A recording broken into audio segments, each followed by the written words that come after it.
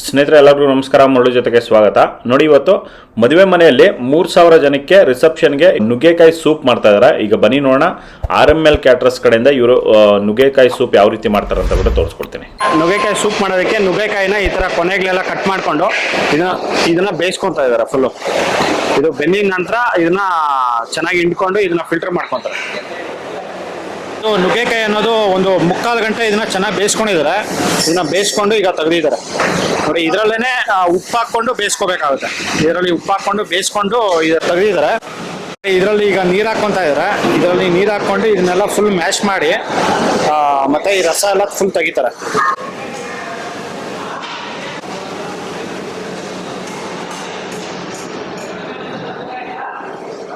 ನೋಡಿ, ಇದನ್ನ ಈ ತರ ಒಂದು ನುಗ್ಗೆಕಾಯಿ ಈ ತರ ಮ್ಯಾಶ್ ಮಾಡಿ ಎಲ್ಲ ತೆಗಿತಾರೆ ರಸನ.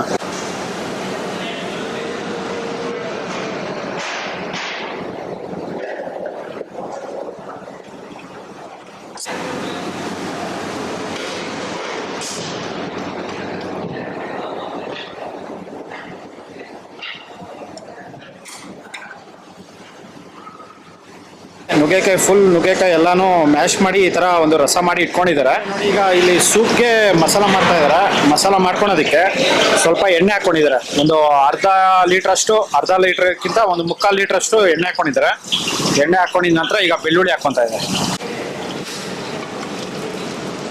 ನೋಡಿ, ಅದರಲ್ಲಿ 1 ಸೌಟು ಬೆಳ್ಳುಳ್ಳಿ.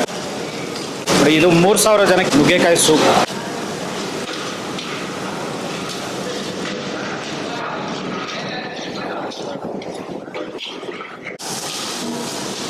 ಬೆಳ್ಳುಳ್ಳಿ ಒಂದು 2 ನಿಮಿಷ ಫ್ರೈ ಮಾಡ್ಕೊಂಡಿದ ನಂತರ ಈಗ ಹಸಿಮೆಣಸಿನ್ಕಾಯಿ ಹಾಕೊಂತ ಇದೆ. 4, 5, 6 ಇಡಿ ಅಷ್ಟು. ನೋಡಿ, 6 ಇಡಿ ಹಸಿಮೆಣಸಿನ್ಕಾಯಿ. ಆಲ್ಮೋಸ್ಟ್ ಇದು ಒಂದು 3/4 kg ಇರುತ್ತಲ್ಲ, ಒಂದು 3/4 kg ಅಷ್ಟು ಹಸಿಮೆಣಸಿನ್ಕಾಯಿ ಹಾಕೊಂಡಿದ್ದಾರೆ. ನೋಡಿ, ಅದರಲ್ಲೇ ಈಗ ಕಾಳು ಮೆಣಸು ಹಾಕೊಂಡಿದ್ದಾರೆ. ಕಾಳು ಮೆಣಸು ಒಂದು 300 ಗ್ರಾಮ್ ಇದೆಯಲ್ಲ, 400 ಗ್ರಾಮ್. ನೋಡಿ, ಒಂದು 600 ಗ್ರಾಮ್ ಅಷ್ಟು ಕಾಳು ಮೆಣಸು.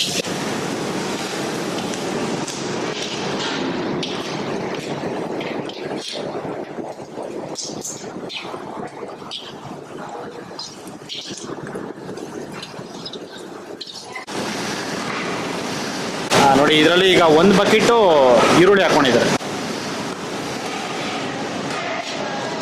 ನೋಡಿ, ಕಾಳುಮೆಣಸು ಹಾಕಿ ಒಂದು 3ರಿಂದ 4 ನಿಮಿಷ ಆಗಿದೆ.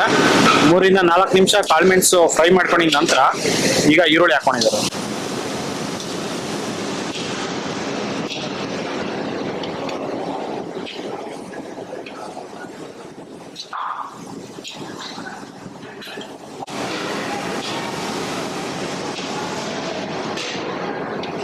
ಇದು ನುಗ್ಗೆಕಾಯಿಗೆ ಮಸಾಲ ಅನ್ನೋದು ರೆಡಿ ಆಗಿದೆ. ಈರುಳ್ಳಿ ಅನ್ನೋದು ಇಷ್ಟು ಮಾತ್ರ ಫ್ರೈ ಮಾಡಿಕೊಂಡು ಈಗ ಸ್ಟವ್ ಆಫ್ ಮಾಡ್ಕೊಂಡಿದ್ದಾರೆ. ನೋಡಿ, ಇದನ್ನ ಈಗ ರುಬ್ಕೊಂತಾರೆ. ಇದು ಫುಲ್ ಫೈನ್ ಆಗಿ ಇದನ್ನ ಪೇಸ್ಟ್ ಮಾಡ್ಕೊಂತಾರೆ. ಪೇಸ್ಟ್ ಮಾಡ್ಕೊಂಡಿದ ನಂತರ ಸೂಪಲ್ಲಿ ಹಾಕೋಣ ಅಂತ. ನೋಡಿ, ಈಗ ನುಗ್ಗೆಕಾಯಿ ಸೂಪ್ಗೆ ಈಗ ನೀರು ಹಾಕ್ಕೊಂತ ಇದ್ದಾರೆ. ಇದು ಎಷ್ಟು ಲೀಟ್ರ್ ಹಾಕ್ಕೊಂತೀರಣ್ಣ ನೀರು? 5 ಕ್ಯಾನ್ ಹಾಕ್ತೇವೆ. 5 ಕ್ಯಾನ್. ನೋಡಿ, ಹೌದು, 100 ಲೀಟರ್. ನೋಡಿ, ಈಗ 5 ಕ್ಯಾನ್ ನೀರು ಹಾಕ್ಕೊಂತ ಇದ್ದಾರೆ. 100 ಲೀಟರ್ ನೀರು.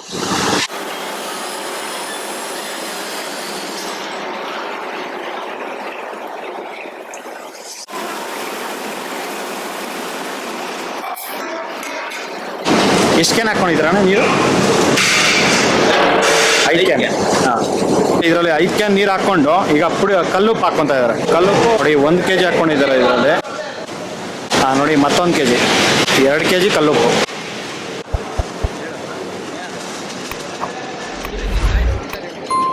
ನೋಡಿ, ಇನ್ನೊಂದು ಪ್ಯಾಕೆಟು, 3 ಪ್ಯಾಕೆಟು ಕಲ್ಲುಪ್ಪು ಹಾಕೊಂಡಿದ್ದಾರೆ. ನೋಡಿ, ಆಗಲೇ ಒಂದು ಪಾತ್ರೆ ಒಂದು ನುಗ್ಗೆಕಾಯಿ ರಸ ಮಾಡಿ ಇಟ್ಕೊಂಡಿದ್ರಲ್ಲ. ನೋಡಿ, ನೀರು ಅನ್ನೋದು ಫುಲ್ ಕುದಿ ಬಂದಿದೆ. ಕುದಿ ಬಂದಿದ ನಂತರ ಈ ನುಗ್ಗೆಕಾಯಿ ರಸ ಪೂರ್ತಿ ಇದ್ರಲ್ಲಿ ಹಾಕೊಂಡಿದ್ದಾರೆ. ಹಾಕ್ಕೊಂಡು ಈಗ ಪ್ಲೇಟ್ ಮುಚ್ತಾ ಇದ್ದಾರೆ. ನೋಡಿ, ನುಗ್ಗೆಕಾಯಿಗೆ ಆಗಲೇ ಮಸಾಲ ಮಾಡಿ ಇಟ್ಕೊಂಡಿದ್ರಲ್ಲ, ಆ ಮಸಾಲ ರುಬ್ಕೊಂಡು ನೋಡಿ ಇದ್ರಲ್ಲಿ ಹಾಕ್ಕೊಂಡಿದ್ದಾರೆ. ಸ್ನೇಹಿತರೆ, ನೋಡಿ, ಇದು ಕುದಿ ಬಂದಿದೆ. ಕುದಿ ಬಂದಿದ ನಂತರ ಈಗ ನಿಂಬೆಹಣ್ಣು ಹುಳಿ ಹಾಕ್ಕೊಂಡಿದ್ದಾರೆ. ಇದು ಒಂದು 20 ನಿಂಬೆಹಣ್ಣು ಹುಳಿ.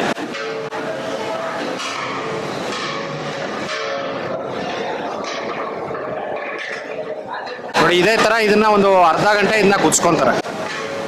ನೋಡಿ ಮಸಾಲ ಹಾಕೋ ಮುಂಚೆ ಅರ್ಧ ಗಂಟೆ ಇದನ್ನ ಕುದಿಸ್ಕೊಂಡಿದ್ದಾರೆ, ಮತ್ತೆ ಈಗ ಮಸಾಲ ಹಾಕಿದ್ಮೇಲೆ ಒಂದು ಅರ್ಧ ಗಂಟೆ ಕುದಿಸ್ಕೊಂತಾರೆ. ಸ್ನೇಹಿತರೆ ನೋಡಿ ಇದನ್ನ ಒಂದು ಅರ್ಧ ಗಂಟೆ ಇದನ್ನ ಕುದಿಸ್ಕೊಂಡಿದ್ದಾರೆ. ಕುದಿಸ್ಕೊಂಡಿದ ನಂತರ ಈಗ ಅಮೂಲ್ ಕ್ರೀಮ್ ಹಾಕೊಂತಾರೆ, ಅಮೂಲ್ ಫ್ರೆಶ್ ಕ್ರೀಮ್. ನೋಡಿ ಈಗ ಸ್ಟವ್ ಆಫ್ ಮಾಡ್ಕೊಂಡಿದ್ದಾರೆ. ಆಫ್ ಮಾಡ್ಕೊಂಡಿದ ನಂತರ ಈಗ ಅಮೂಲ್ ಕ್ರೀಮ್ ಹಾಕೊಂತ ಇದ್ದಾರೆ. ನೋಡಿ ಇದು 2 ಲೀಟರು ಅಮೂಲ್ ಕ್ರೀಮ್. ಈ ಸ್ವಲ್ಪ ಸರ್ವ್ ಮಾಡಕ್ಕೆ ತಗೊಂಡೋಗ್ತಾ ಇದ್ದಾರೆ. ಮಿಕ್ಕಿದೆಲ್ಲ ಇದ್ರಲ್ಲಿ ಹಾಕೊಂತ ಇದ್ದಾರೆ.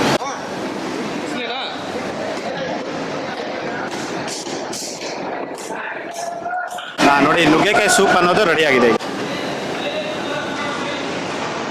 ನುಗ್ಗೆಕಾಯಿ ಸೂಪ್ ರೆಡಿ ಆಗಿದೆ. ಈಗ ಸರ್ವ್ ಮಾಡಕ್ಕೆ ತಗೊಂಡೋಗ್ತಾ ಇದ್ದಾರೆ. ಸ್ನೇಹಿತರೆ ನೋಡಿದ್ರಲ್ಲ, ಒಂದು RML ಕ್ಯಾಟರರ್ಸ್ ಕಡೆಯಿಂದ ಇವರು ನುಗ್ಗೆಕಾಯಿ ಸೂಪ್ ಯಾವ ರೀತಿ ಮಾಡಿದ್ರು ಅಂತ ಬಿಟ್ಟು. ಇದಂತೂ ತುಂಬಾನೇ ಚೆನ್ನಾಗಿತ್ತು. ಇವರು ಮಾಡೋಂಥ ಅಡುಗೆಗಳೆಲ್ಲನೂ ಅಷ್ಟೇ ಒಂದು ಎಕ್ಸಲೆಂಟ್ ಆಗಿರುತ್ತೆ, ತುಂಬಾ ಚೆನ್ನಾಗಿ ಮಾಡ್ತಾರೆ. ನಿಮಗೆ ನಿಮ್ಮ ಮನೇಲಿ ಏನಾದರೂ ಫಂಕ್ಷನ್ಸ್ ಇದ್ದಾಗ ಇವ್ರ ಹತ್ರ ಕಾಂಟ್ಯಾಕ್ಟ್ ಮಾಡ್ಕೋಬಹುದು. ನೋಡಿ ಈ ವಿಡಿಯೋ ನಿಮಗೆಲ್ಲ ಇಷ್ಟ ಆಗಿದೆ ಅನ್ಕೊಂತೀನಿ. ಇಷ್ಟ ಆಗಿದೆ ದಯವಿಟ್ಟು ಲೈಕ್ ಮಾಡಿ, ಶೇರ್ ಮಾಡಿ, ಸಬ್ಸ್ಕ್ರೈಬ್ ಮಾಡಿ. ಮುಂದಿನ ವಿಡಿಯೋದಲ್ಲಿ ಸಿಗ್ತೀನಿ. Thank you, bye by.